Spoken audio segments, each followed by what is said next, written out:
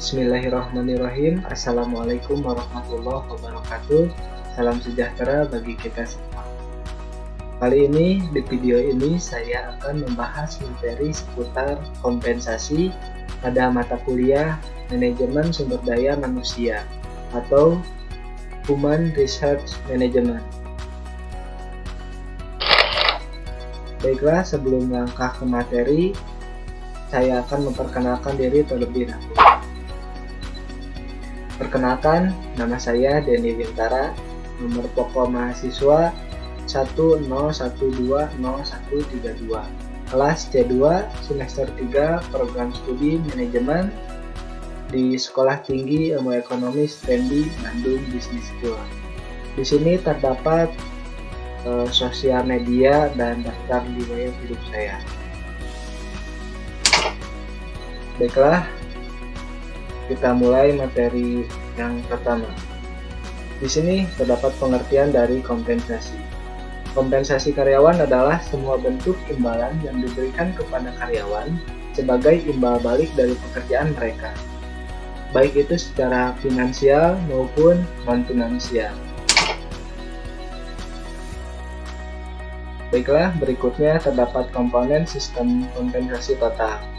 Di sini kompensasi terbagi menjadi dua, yang pertama kompensasi non-finansial dan yang kedua kompensasi finansial. Di kompensasi finansial terdapat kompensasi tidak langsung dan kompensasi langsung. Untuk kompensasi langsung ini terdapat gaji pokok, terdapat juga pembayaran berdasarkan keterampilan, terdapat juga pembayaran berdasarkan kinerja, baik itu bagian saham, bonus, pembayaran tunjangan, ataupun pembayaran insentif.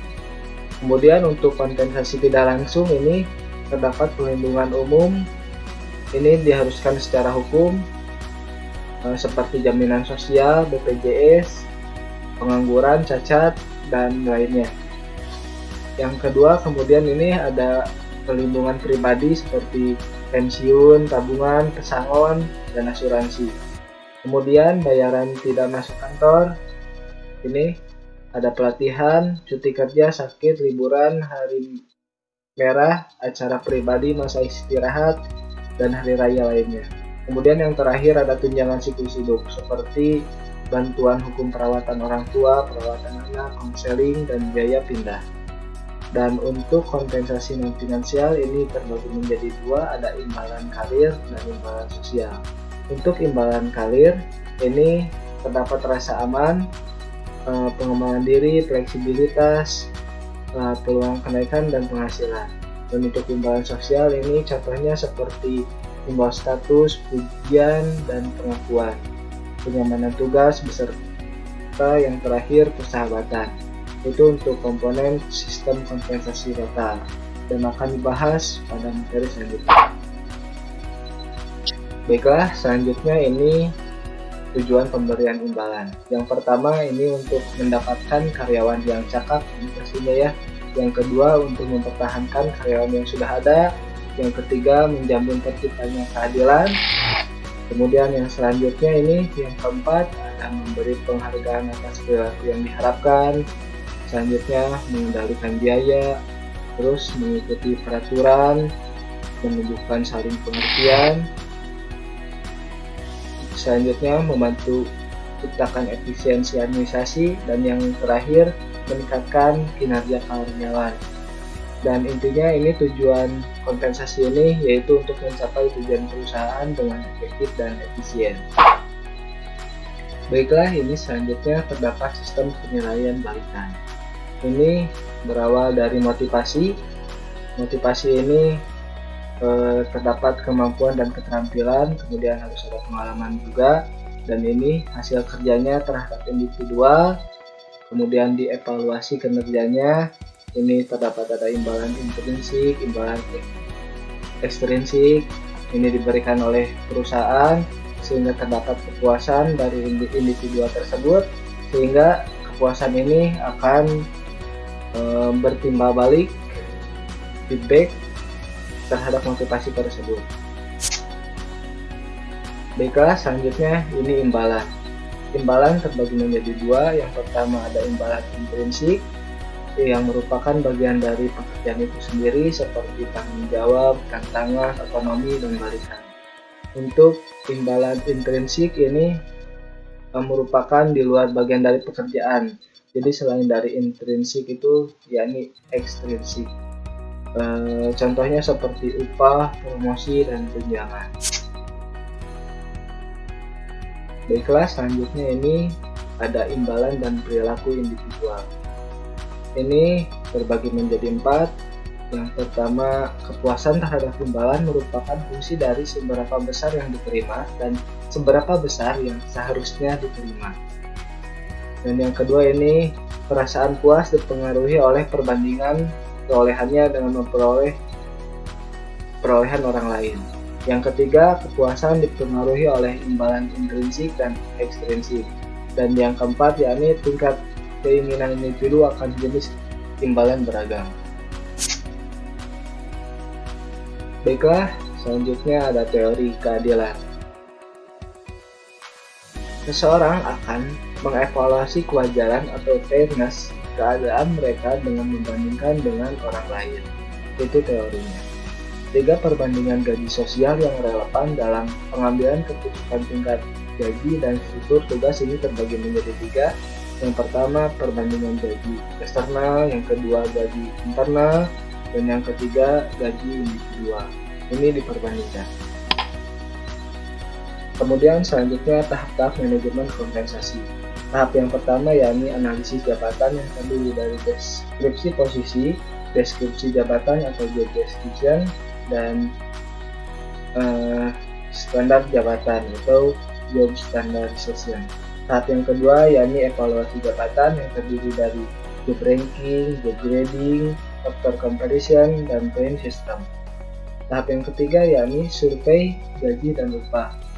Ini terdapat dari Departemen Tenaga Kerja, Asosiasi Pengusaha, Asosiasi Profesional, dan survei sendiri. Dan yang tahap yang terakhir yakni menetapkan harga jabatan. Ini terbagi menjadi 2. Ini nilainya menurut evaluasi jabatan dan juga nilainya menurut pasar tenaga kerja. Selanjutnya ini ada 3 poin penting, ini ada 3 faktor. Yang pertama, faktor individu cenderung membandingkan imbalan yang diterima dengan yang diterima orang lain. Jadi diperbandingkan perbandingan dirinya dengan orang lain. Faktor yang kedua, imbalan harus memenuhi kebutuhan dasar manusia seperti kebutuhan sandang, pangan, dan papan. Dan yang ketiga, ini dalam memberikan imbalan, manajer perlu mempertimbangkan perbedaan individual.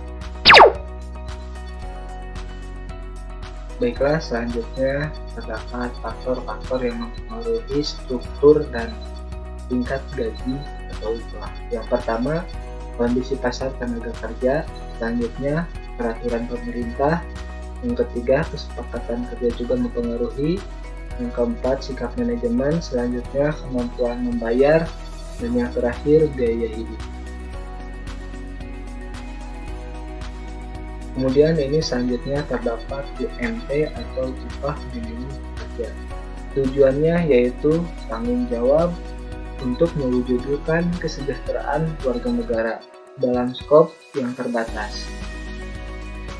Campur tangan pemerintah masih diperlukan, mengingat kondisi ketenaga kerjaan yang diwarnai oleh berbagai faktor yang tidak selalu berpihak pada pekerja. Kemudian kebebasan berserikat yang mengarah pada kekuatan dalam menawar upah. Ini akan merugikan semua pihak.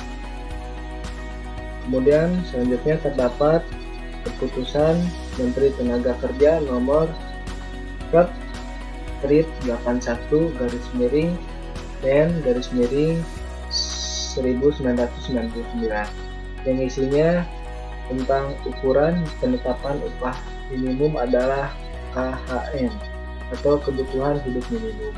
Selanjutnya ada peraturan Menteri Ketenagakerjaan nomor Per 01/Men/1999 pasal 14 ayat 2 yang berbunyi upah minimum hanya diperuntukkan bagi pekerja yang mempunyai masa kerja kurang dari 1 tahun.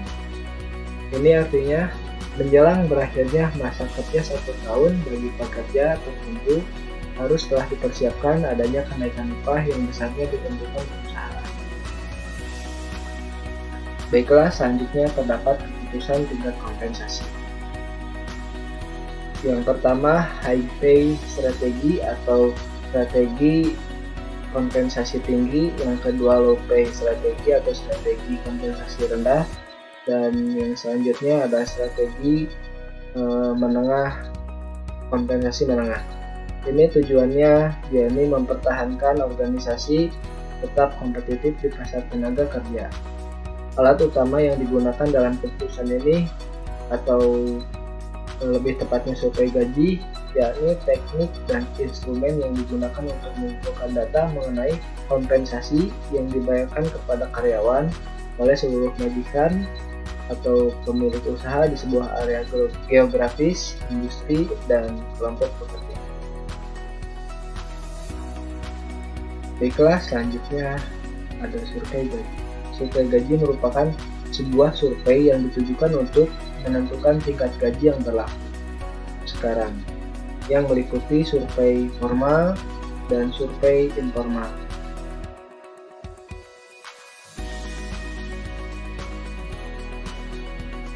Baiklah, di sini terdapat sumber-sumber survei gaji. Yang pertama, sumber-sumber pemerintah. Ini contohnya Departemen Ketenagakerjaan, kemudian ada Departemen Statistik, ada laporan Bank Sentral. Kemudian yang kedua terdapat survei oleh jurnal seperti Asia Week dan Asia 21. Selanjutnya ada organisasi profesional dan perdagangan, ini seperti Asosiasi Manajemen dan Asosiasi Manajemen Sumber Daya Manusia atau Human Research Management Association. Kemudian yang terakhir ada survei-survei yang dilakukan oleh organisasi lain. Ini seperti perusahaan konsultan. Kemudian ini terdapat 4 metode evaluasi jabatan. Yang pertama job ranking atau ranking system, yang kedua job grading atau classification system, yang ketiga factor comparison system, dan yang terakhir point system. Ini terdapat 3 teori yang dapat menjelaskan pengaruh kompensasi. Yang pertama, reinforcement theory. Ini berisi tentang perilaku karyawan dipengaruhi oleh pengalaman masa lalunya. Kemudian ada expectancy theory.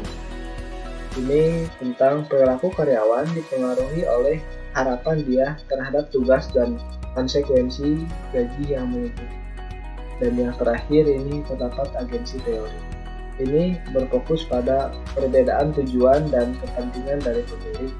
Kompensasi karyawan dapat digunakan untuk menyatukan tujuan-tujuan pemilik dan manajemen atau karyawan sebagai agen.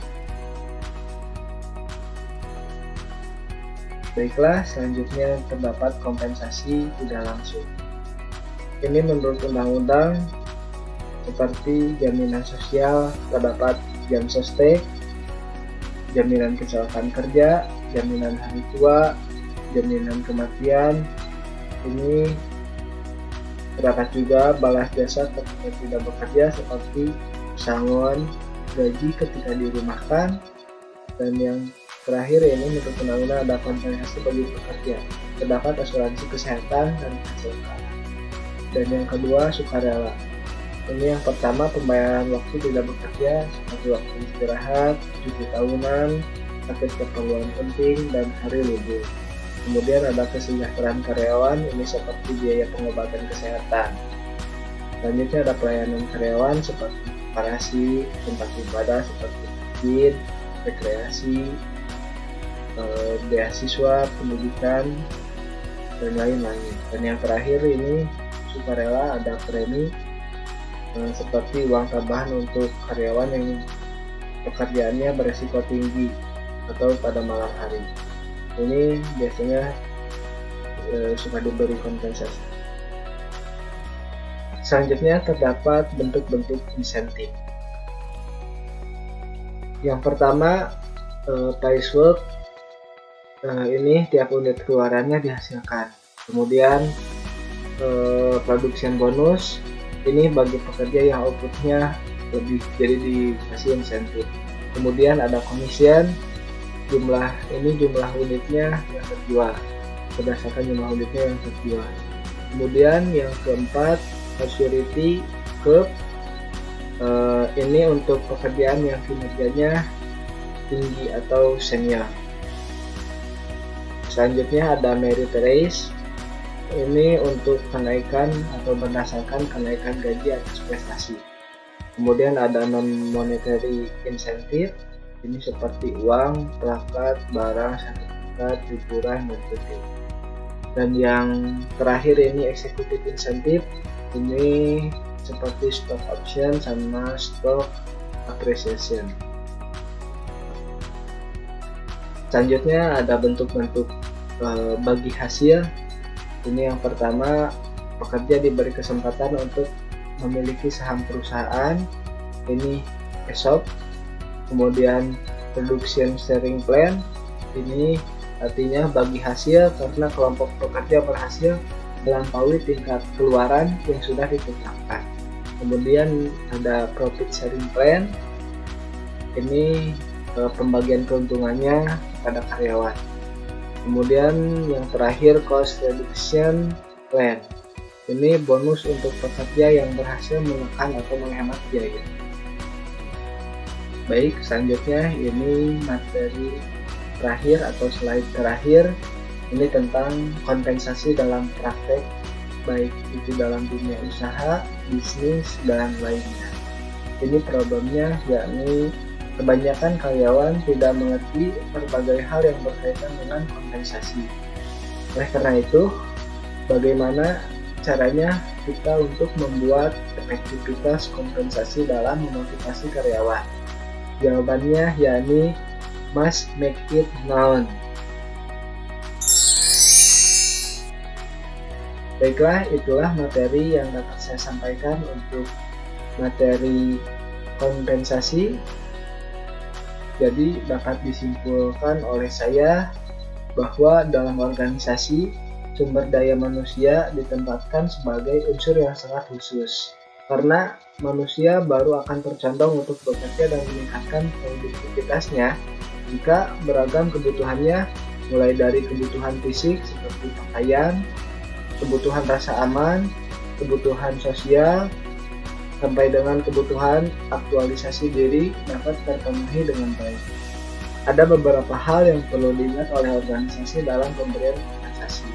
Yang pertama, kompensasi yang diberikan harus dapat dirasakan adil oleh pegawai.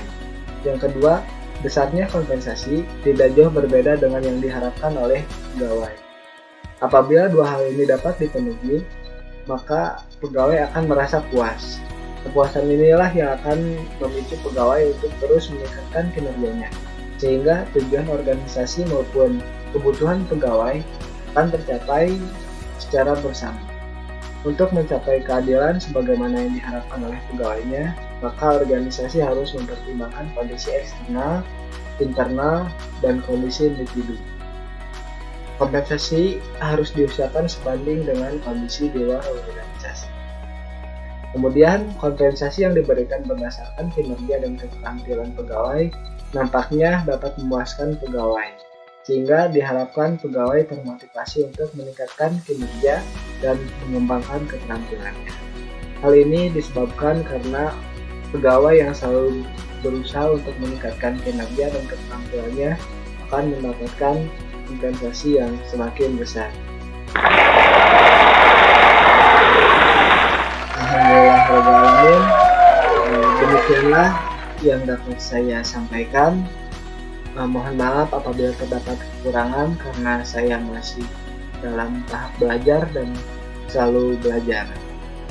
Terima kasih. Wabillahi taufiq wal hidayah. Wassalamualaikum warahmatullahi wabarakatuh.